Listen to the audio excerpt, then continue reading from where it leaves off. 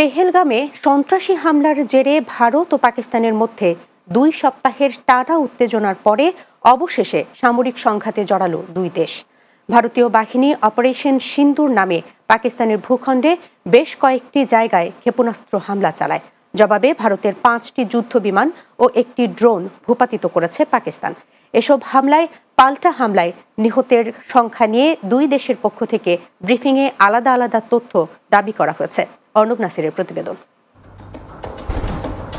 সম্প্রতি কাশ্মীরের পেহেলগামে সন্ত্রাসী হামলার ঘটনার পর থেকেই ভারত ও পাকিস্তানের মধ্যে ব্যাপক উত্তেজনা বিরাজ করছে।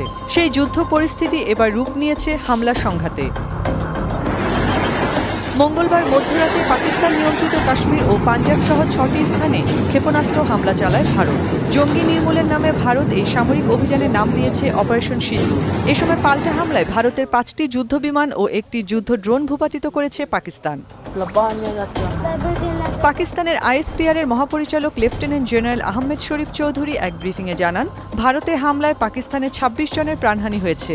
পাকিস্তানের দাবি, পাঞ্জাব প্রদেশের ভাওয়ালপুরের আহমেদপুর সার্কিয়া, মুরিদকে শিয়ালকোট শকরগড় এবং পাকিস্তান শাসিত কাশ্মীরের কোটলি ও মুজফ্ফরবাদে বেসামরিক স্থাপনায় হামলা চালায় Bharat. 5 Indian aircrafts, including 3 Rafale, 1 Su-30 and 1 MiG-29 have been shot down.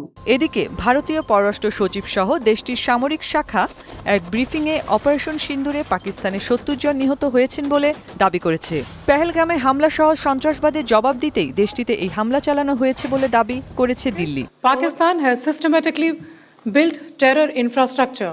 এদিকে ভারতীয় পুলিশ জানিয়েছে, তাদের নিয়ন্ত্রিত কাশ্মীরে পাকিস্তানের গোলায় 10 জন নিহত হয়েছে, আহত হয়েছেন 48 জন। অপারেশন সিন্দুর পাকিস্তানে ভারতের হামলার প্রেক্ষিতে গভীর উদ্বেগ প্রকাশ করেছেন জাতিসংঘ মহাসচিব অ্যান্তনিও গুতেরেস। এই ঘটনার পর তাৎক্ষণিক এক প্রতিক্রিয়ায় মার্কিন প্রেসিডেন্ট ডোনাল্ড ট্রাম্প বলেছেন, পাকিস্তানে ভারতের ক্ষেপণাস্ত্র হামলা লজ্জাজনক। Arnab Nasir, news desk, Bangla TV.